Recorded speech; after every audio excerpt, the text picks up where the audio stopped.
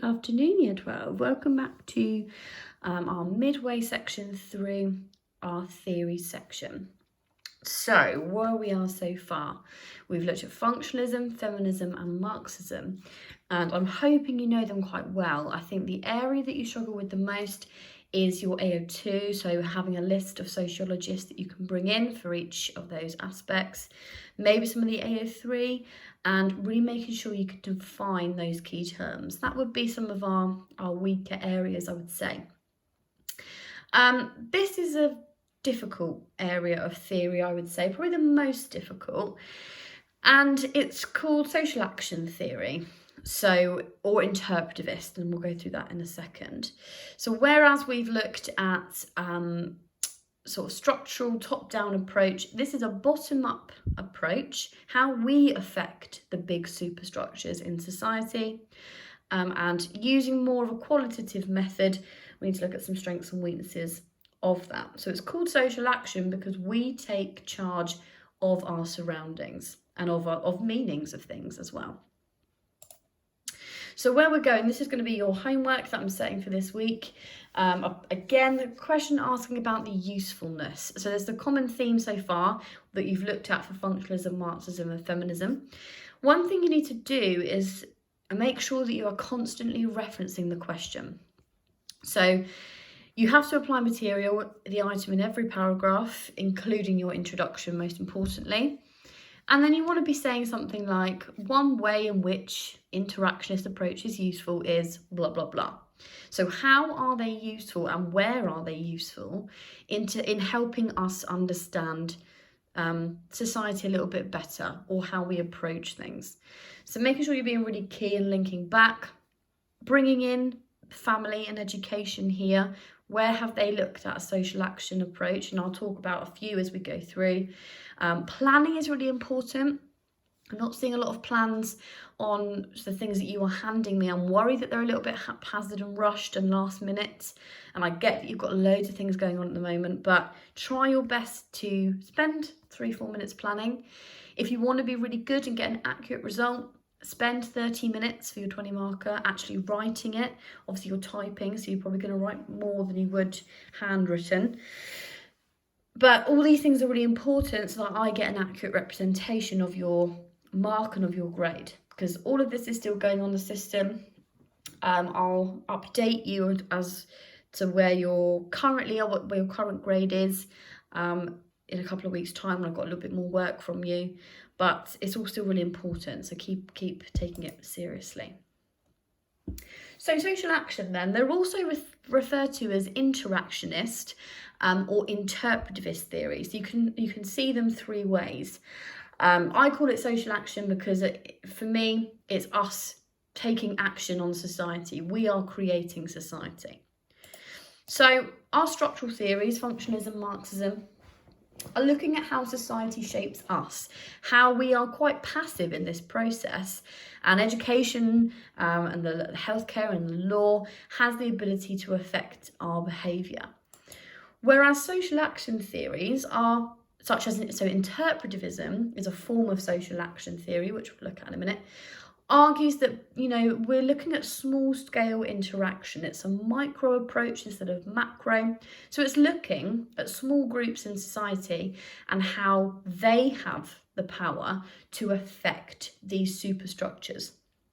So free will and choice are really important in social action. And people negotiate their position in society, and they negotiate meanings, constantly changing, as we'll look at. So they have the following features. All this is really good AO1 that you can bring in. Society and its institutions are socially constructed by individuals. So people view institutions differently. For example, in a school setting, you may have those people who love going to school and they really want to get a good education. Then you've got those subcultures in education that, get their respect by being in a macho gang or prefer to mess around and don't value education. So to them, it's a totally different institution.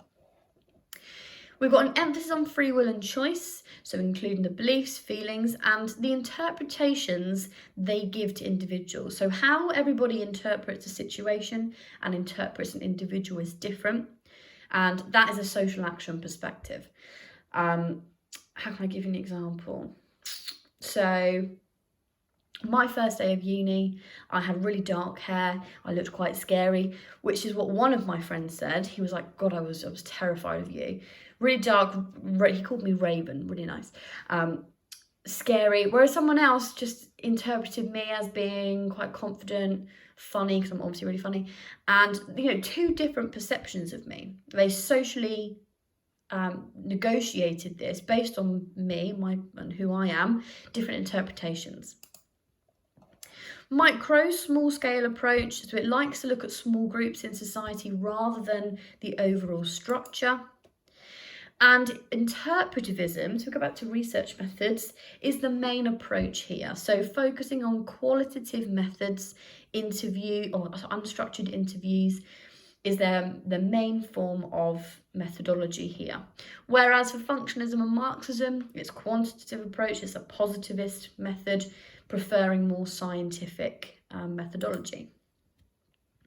So this is one of the main theories of social action, called interactionism. More importantly, it's symbolic interactionism. So social action is our umbrella, and then the strands coming off it, this is one of them, symbolic interactionism.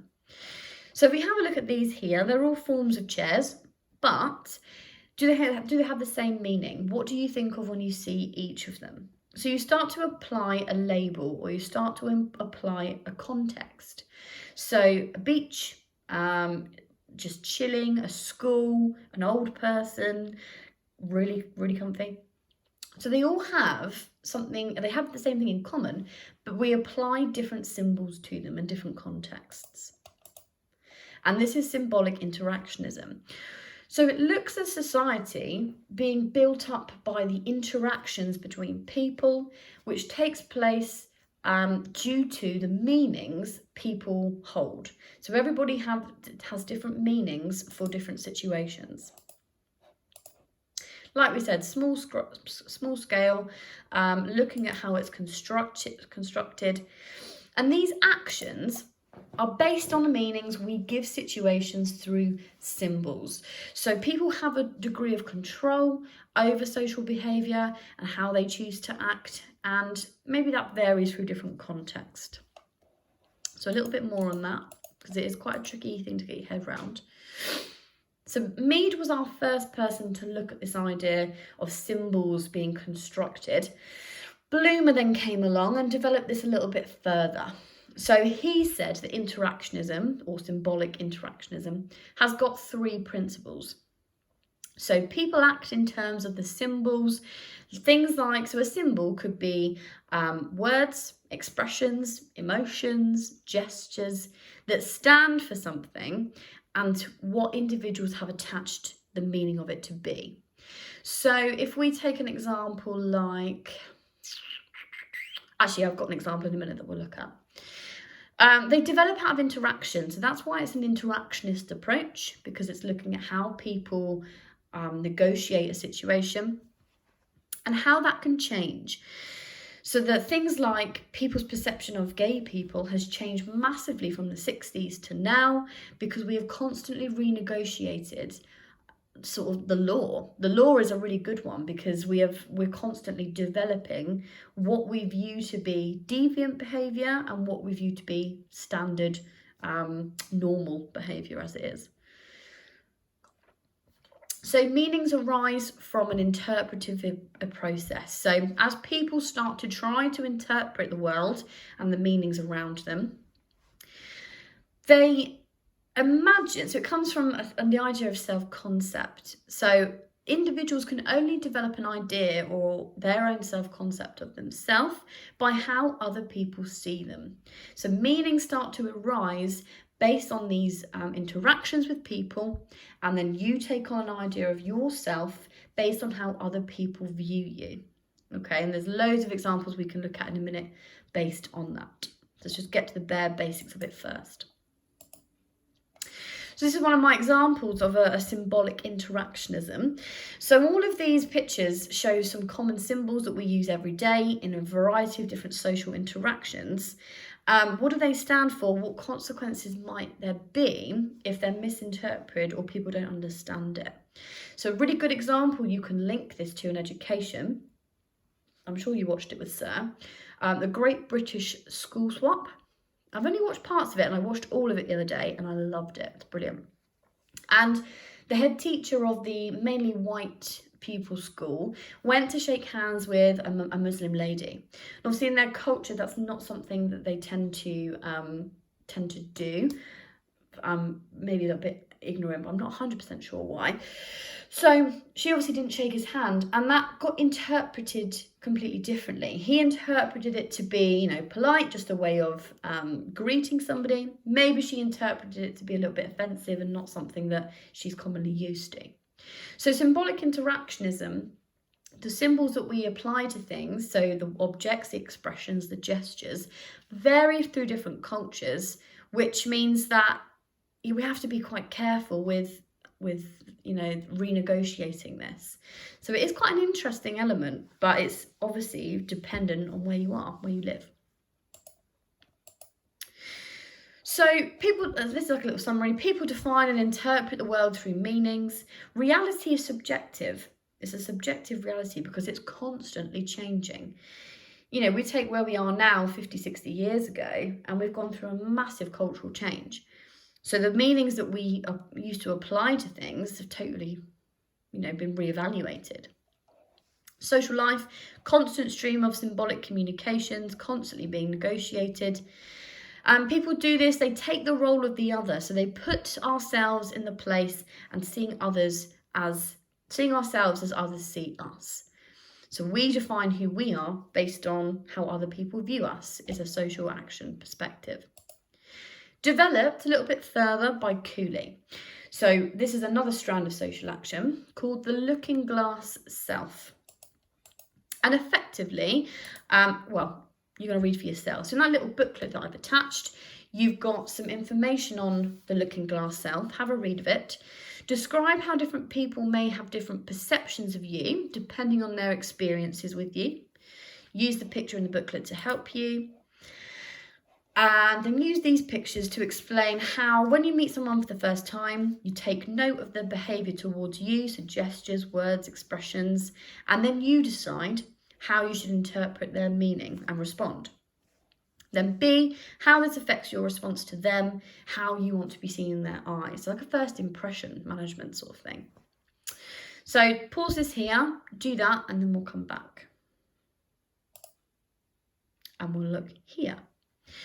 So the looking glass self, as a brief summary, is basically the image of ourselves is reflected back at us through how other people view us, okay? So we modify, maybe we change our behaviour because of how somebody views us. So I've got a couple of examples you can use. An individual might view themselves as being really outgoing and sociable, but if other people see them as quite selfish and unfriendly, they might adopt a new self-identity in accordance with how other people see them, or change their behaviour to change how other people view them.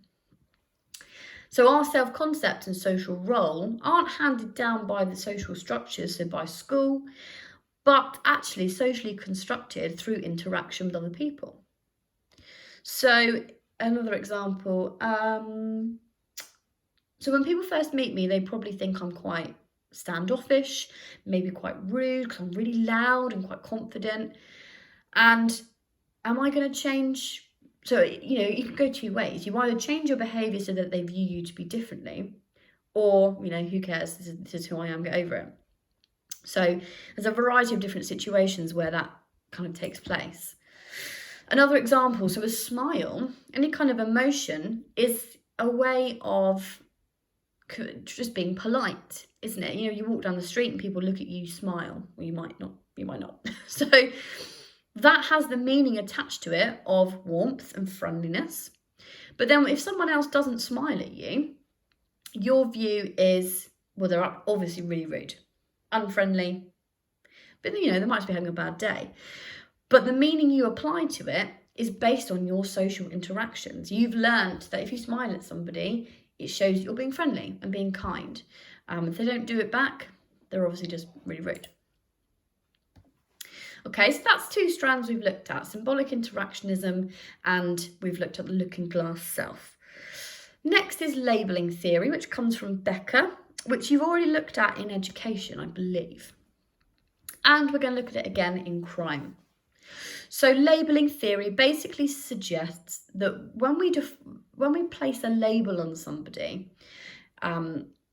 it's defining those individuals. So some groups, police, teachers, have potentially more power and impose their meanings on individuals. So for example, in school, you're placing children in sets or streams. So you're deciding, which group they should fit in, if they should do higher tier or foundation tier. It might be that you have defined them as being quite a poorly behaved child or the ideal pupil, which then defines the behaviour of other groups and of them. So it could be negatively, so through the media. There's an idea called moral panic, where you label a group in society. So if we take black men are usually labelled quite negatively by the media, which can then create a bit of a self-fulfilling prophecy. So what happens is, once they've been labelled, you can't really lose the label. So then you either fit into this idea of taking that on board, well, they think I'm bad, so obviously I'm bad, so I'll just act bad. Or you change that label. It can lead to a lot of deviant subcultural responses. Another example you can think of here, so in a school setting, it could be if someone, their sibling, has had a bad experience, then they are more likely to kind of label you as a teacher. Well, they didn't like you, so I'm not going to like you. And that self-fulfilling prophecy occurs. Read the information in the booklet. Recap what you know about labelling in education. Do like a little mind map. Key sociologists, key studies. Consider what kinds of labels are given to whom by whom and what the implications are. So what are the consequences of the label? Okay, so pause that and do that now, and then come back. And we'll look at third. Symbolic interactionism, looking glass self, the labelling theory, and now this, impression management. Now, I really like impression management as a social action theory, so I think it's really relevant. What it is, so Goffman, our key sociologist here, says labelling theory is really passive. So if you were to start critiquing some of these perspectives, some of these theories within social action, you can use each other. So impression management goes against labelling theory. It says that it's too passive and that people are the victim of other people's labels. Whereas Goffman says we construct who we are. We construct our sense of self. And he calls this the dramatical, I can never say it, analogy. Oh, good, there we go. It uses analogies with drama. So people start acting out performances. People have different roles they play, different ways they want to be perceived in different situations. So just like in the theatre, their roles aren't fixed. They take on different roles in different places. And people then interpret it in a variety of different ways. So the whole life is a process of self-presentation. So how I present myself to you, the clothes that I wear, the language that I use, my posture, my persona, is going to be what I want you to see. So my dramatical analogy, I'm carrying out a performance to you in the classroom.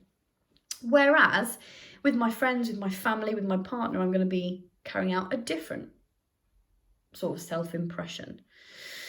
So we're then convincing other people of the identity that we wish them to see. Do you know when people say, I'm going to reinvent myself when I go to a new school or university, and this is what I want people to see? Goffman calls this impression management, so portraying what they want people to see. And this is why this is really important. You know, what was it the other day I saw people doing the 5K and changing their times because they want to be seen as being really healthy and fit. When there's no shame in almost dying on a 5K. Like, it's hard work. So next part of social action is phenomenology. Okay, I'm hoping you're keeping up with me. There's lots. So Schultz, phenomenology is another branch, but it's examining the social construction of particular phenomena. And because it's really subjective, the people view things totally differently. It's looking at people's attitudes and behaviours. So when we talk about phenomenon, it's what is appearing to our senses. We can't have all the knowledge of what the outside world is like. All we can know is what our minds tell us about it and our minds perceive it to be. So he has this idea, another key term here, of typifications. So the meanings that we apply to things are quite unstable because they're always changing. Whereas typifications are there to try and stabilise it, clarify it, make it more standardised. So it means that we can communicate and cooperate in a way that doesn't cause chaos, basically. So the meaning is given to the context, not the action, if that makes sense. There's a lot to process. This is probably the hardest part of social action. So having typifications, having something that we all share and that we all agree with, can help in day-to-day interactions and means that we don't have absolute chaos all of the time. So this shared communication, this shared life world of common sense, he calls recipe knowledge, because we have to follow a recipe so that everything is, if you have too much flour or too much sugar, you're going to bake a really gross cake. Whereas if you follow the recipe step by step, it's going to come out, looking lovely. And it's the same with the social world that we live in. It only exists when people share the same meanings and the same understandings. So things like terrorism, most of us, know that is wrong, okay? Know that we are all against that. That should be punishable by, going to prison or whatever. So we share the same meanings. Things like, it's basically norms and values. So like we come to England, you're queuing, that's one thing that we love to do.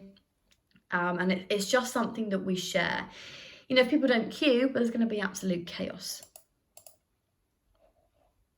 So it means that we can cooperate with each other and not have absolute anarchy. Okay, so phenomenology and ethnomethodology by Garfinkel. Now, ethnomethodology is a little bit different, as it's not another approach, but it's how people speak to each other and interact in everyday conversations within their homes. So Garfinkel developed this approach. It's a way of assessing and measuring social action. And so it's its own sort of methodology, where he'd go into people's homes and he would set up experiments to look at these small scale interactions to see if we can unpick some of the day-to-day world into which we live. So it's a study of method used by people. Members of society assume the social world is ordered and makes sense. Instead, it may be constructed to make the social world appear knowable, reasonable, and understandable. So basically, the order and the sense that we assume that society has may not actually exist, and we have to measure it. So, social order, like we said, is a bottom-up. Social action is a bottom-up approach. It's a micro approach where we look at small-scale interactions of people.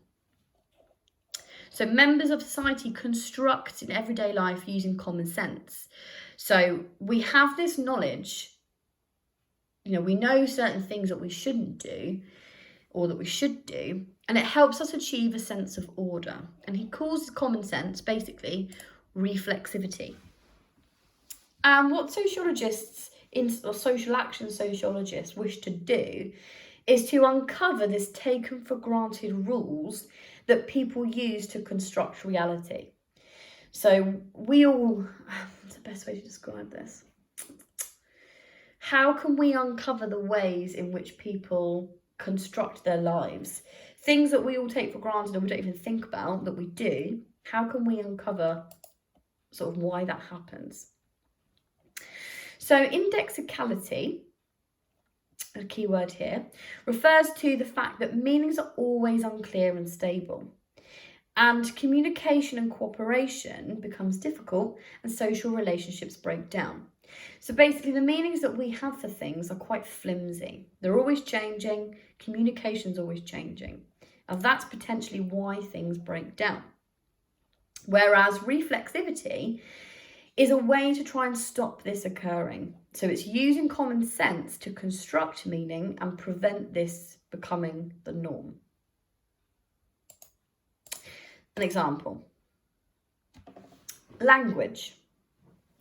So not only is language a symbol in symbolic interactionism, but it's a way of study. So language is of vital importance to making sure we have reflexivity. It gives us a sense of reality, and we all share these way of meanings. So, hi, how are you? Good, thanks. You? Well, actually, because it's a question, here they are responding, which means that we are constructing meaning together. Garfinkel, our key researcher here, uses breaching experiments. I've got a link for you to have a look at here to try and uncover this further.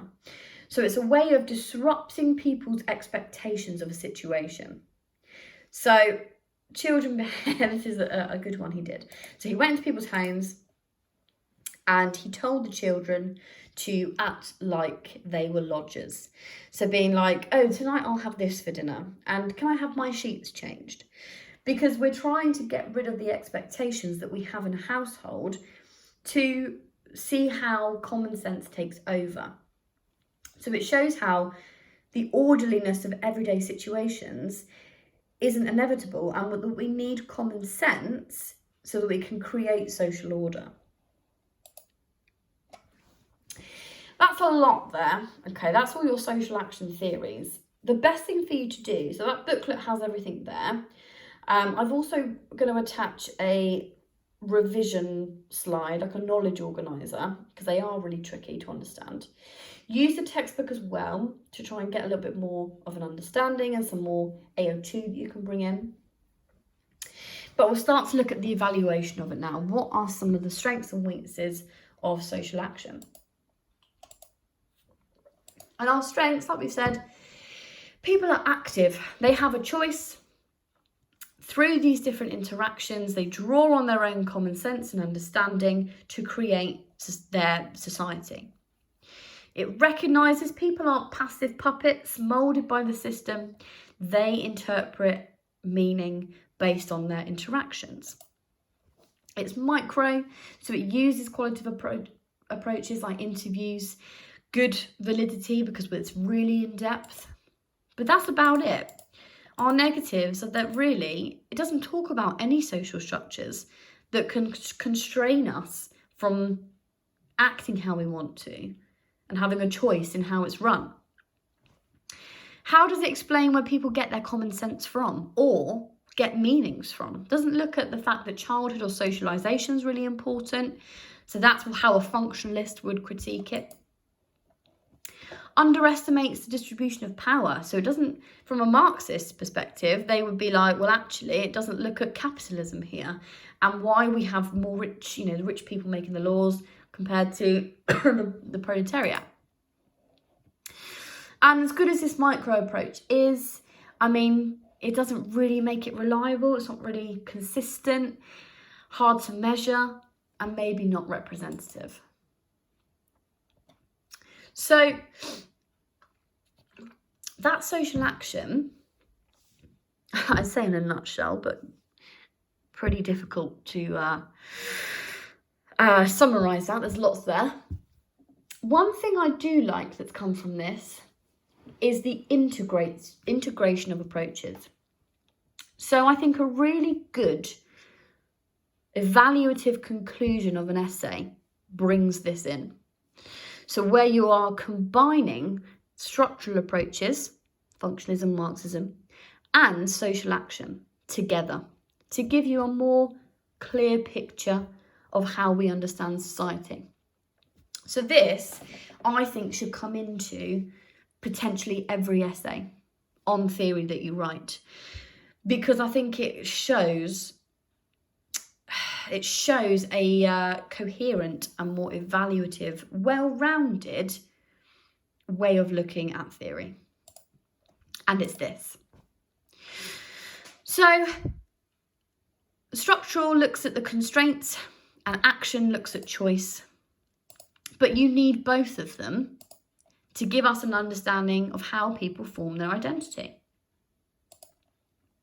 So what I want you to do is page 5, Max Weber is our really key social action theorist here. Read the information on page 5 under the heading Max Weber and answer these 3 questions. So what is meant by Verstehen? Why did Weber reject Marx's theories of economic determinism? And why does Giddens see structure and action as a two-way process? Pause this now, do that and come back. And we are here. So integrating structure and action. So Weber, our key sociologist here, basically said that researchers have to get involved to really understand human behaviour. His idea was, or this concept of Verstehen, German for basically empathy, means that researchers putting themselves in the position of who they are studying to try and see the world from their eyes, which is great. A strength of Verstehen is that you are getting that deeper insight, something like a covert observation, the Glasgow gangs, for example. However, by doing that, so you're going native, as they say, you might lose any kind of idea of what you're researching in the first place. So it's a very social action way of researching, is Verstehen. He rejected economic determinism, recognised people have a choice and that they could act on social structures. But he didn't dismiss that social structures do have quite a big impact on freedom of choice and how people behave. So he was quite fond of this integrated way of looking at things. And it comes from Giddens, Anthony Giddens. It's called structuration, basically, structure and action. Two-way process. People are constrained and shaped by society, but they only exist as long as people continue to support them. Things like religion is quite an interesting thing you can look at through structuration, which you will do with SIR at the start of year 13. Why are people, if people are less religious and not believing in it, what's going to happen to that social structure? Legal system as well. So we have laws that we have to abide by, but only if people conform to it. Some laws are quite outdated, and a really good example here is cannabis. So people disobey the law and break the law and still choose to smoke cannabis, even though there is a law in place. And if people are becoming less willing to abide by it, the lawmakers are going to have to potentially legalise it, because actually most countries have dramatically changed, and so people are having an effect on the social system. However, using this integrated approach, yeah, it seems really good because we're combining both of them. It's overstating the capacity that people have to change social structures. Like, you know, everyday Joe, are they really going to be able to change the law? See if you can find any contemporary examples of where that's taken place. Are there anything where people have kicked up such a fuss that the law has changed? You can have a go at this. So you've got 8 statements there. Which do you side with and why? And then a couple of questions. So I have a model answer for this. Outline and explain 2 ways in which structuralist theories differ from social action. It's on the next page. I would take some time, bullet point and plan it, write it, and then you can compare it to this. What do you need to pick out and put in? Is it more AO2? Is it more AO3? Then I've got 2 other 10 markers here that you can have a go at and send through to me. The more practice on this section you have, the better, because it is quite tricky. So spend some time going over it, really making sure that it properly makes sense.